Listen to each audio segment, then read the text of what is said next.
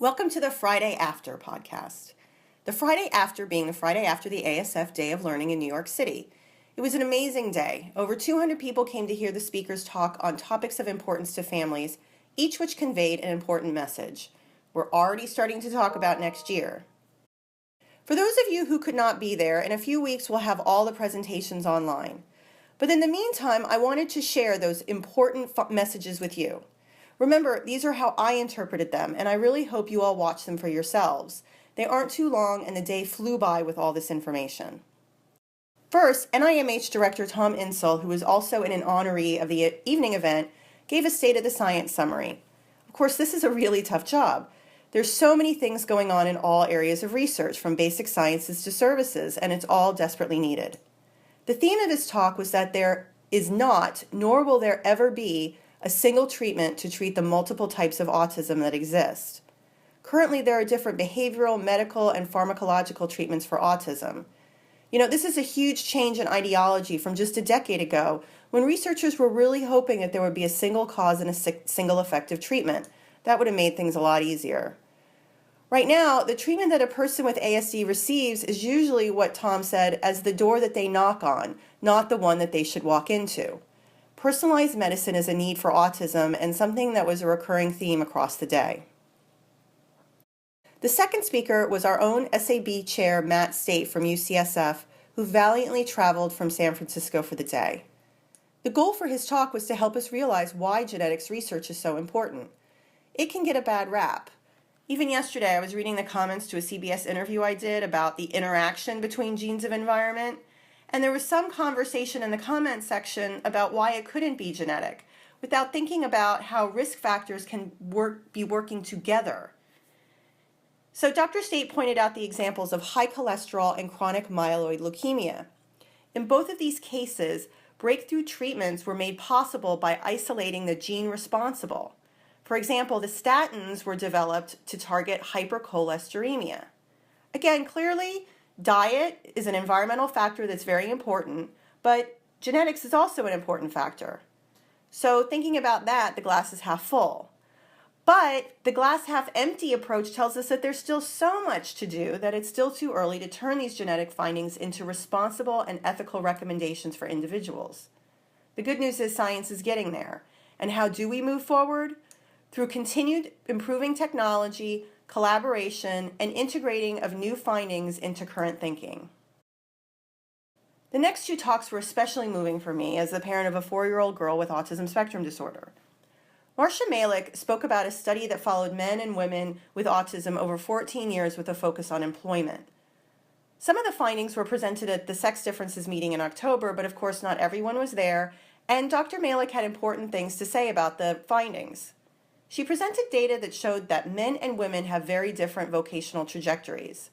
That is, women's vocational and employment success and independence decreased over the 14 years, while the men's pretty much stayed stable.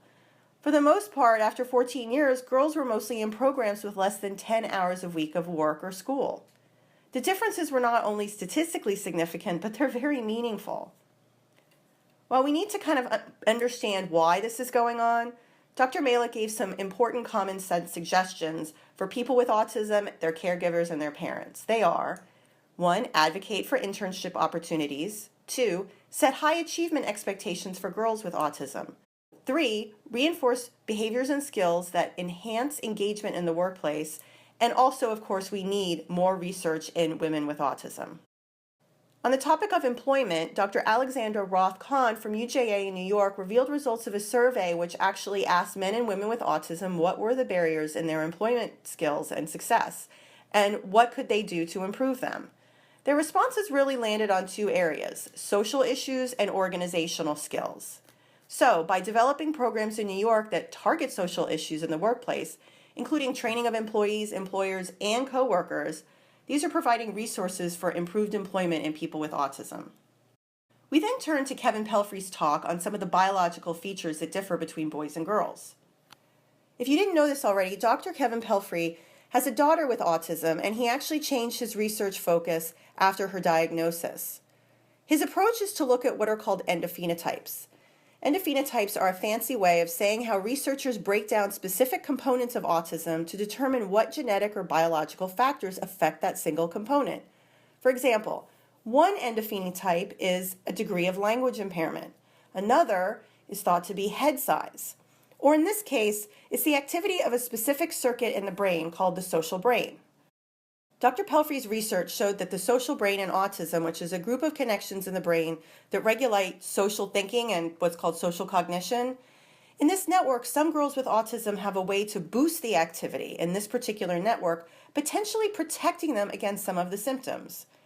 This is the concept of the female protective effect. We discussed this at length at the sex differences meeting. Unfortunately, in girls, because there's not enough information about the basic biology of females with autism, we are so much farther away from a personalized medicine approach than we are in males. The last two presentations talked a little bit more about issues relating to the family. So taking care of a person or people in a family with autism can be exhausting. We had invited Dr. Rosalind Carter to talk about helping yourself help others. Mrs. Carter has dedicated her life to health and mental health issues and described caregiving in this way. There are 4 kinds of people in this world: those who have been caregivers, those who are currently caregivers, those who will be caregivers, and those who need caregivers. And so this is really a topic that affects everyone in the audience. Unfortunately, Mrs. Carter had taken ill right before the meeting, but the executive director of the Rosalind Carter Institute on Caregiving in Georgia flew to New York at the last minute to deliver her message. Dr. Lisa Esom reiterated that caregivers need to take care of themselves. Sometimes people think that this is a luxury and it's selfish, but it's not. It's really actually a necessity. If you don't take care of yourself, how on earth can you take care of anyone else? I had the honor of introducing Dr. Esom, and she mentioned that the 1990 copy of Mrs. Carter's book is available online for free. On the exact same day of these TED-style talks, a large database of national HMO data was released, which showed again that MMR vaccine administration was not associated with autism. Dr. Brian King, who serves on the ASF Science Advisory Board, wrote an editorial for the Journal of the American Medical Association. He also commented in the news on the article and explained that scientists agree that genes and environment play a role in risk for autism. Some people think it's a triple hit, meaning genes, environment, during a particular time window in development. But based on years of research, the MMR vaccine is not that environmental factor. Science needs to move on to the right environmental factors, or research in gene-environment interactions will just keep going around and around and around. So it was perfect that Paula Apsel, the director for the TV show Nova, came to speak about the importance of communicating science. Scientists need to turn their research into a story that people can understand and be engaged in, or they're just not going to listen. Nova managed to do that with a difficult subject called math, and also 2 other subjects, vaccination and evolution. She said something that really resonated with me, was that instead of shying away from these topics, keeping them under the radar, and not giving legitimacy, that's actually causing more harm than good. They need to be tackled head-on and addressed. Thank you for listening, and if you came to the event, thank you again. What an amazing day. So in this last week of Autism Awareness Month, what can we do to support autism research? Well, first you can learn more about the early signs and symptoms of autism. A new resource called the Autism Navigator has just been launched. This has been much anticipated in the autism community. I don't have time this week to give it the attention it deserves, so I'm going to wait until next week. In the meantime, go to the link in the comments section. It's autismnavigator.com. Thanks again, and talk to you next Friday.